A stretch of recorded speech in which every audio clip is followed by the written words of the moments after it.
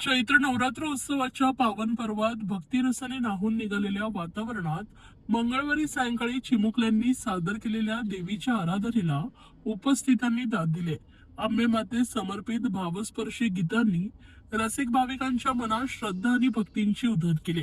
धर्मवीर श्री आनंदिके प्रतिष्ठानच्या वतीने ठाणे पूर्वेतील कोपरे येथील संत तुकाराम महाराज मैदानात सुरू असलेल्या चैत्र नवरात्र उत्सवात 6व्या दिवशी सुनील गाण्यांची अविस्मरणीय मैफल रंगली. दरम्यान शेकडो भाविकांबरोबर खगोल अभ्यासक, पंचांगकर्ते दाखरू सोमन यांनीही सपत्नीक देवीचं दर्शन घेतलंय. या प्रसंगी लता एकनाथ शिंदे यांची उपस्थिती होती.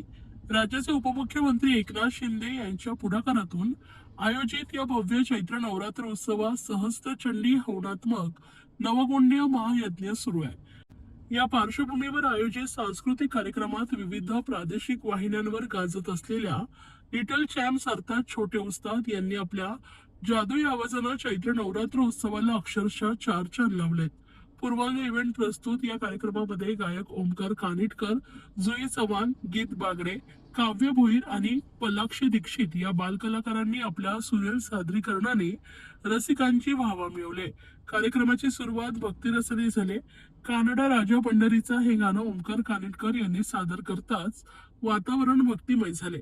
निघालो घेऊन दत्ताची पालखी आणि हिंगलाई देवी तोबी आहे, वेसवचे गावानू यांसारख्या सादरीकरणाने उपस्थितांना भक्तिभावात दंग केलाय. यावेळी युवा कलाकार शुभम यांनी आईची महती विशद करणारे प्रभावी मुखनाट्य सादर करून सर्वांचंच लक्ष वेधलंय. राष्ट्रीय बालगायक पुरस्कार विजेती त्रिशा ठोसर हिने शिवगर्जना सादर करत उत्साह वाढवलाय. तर लाडकी बाल सिने अभिनेत्री मायरा वायकुळ हिने देखील प्रेक्षकांशी संवाद साधत आपल्या चुनचुनी स्वभावाचा प्रत्यय घडवलाय. भक्तिरसापासून चित्रपट गीतांपर्यंत विविध रंगांचे उधळण या कार्यक्रमात अनुभवायला मिळाले. खेळताना रंगबाई होळीचा यासारख्या गाण्यांनी तसेच पोत्रा जल्या पेटीला आणि आंबेमातेच्या गीतावरील सांग्र संगीत थरारक सादरीकरणाने प्रेक्षकांचा उत्साह शिगेला पोचलाय. या प्रसंगी उपमुख्यमंत्र्यांच्या सुविद्य पत्नी लता एकनाथ शिंदे यांनी देखील सर्व बालकलाकारांचं कौतुक करत स्वतः देवीच्या गीतावर फेर धरून नवरात्र उत्सवात रंग भरलाय.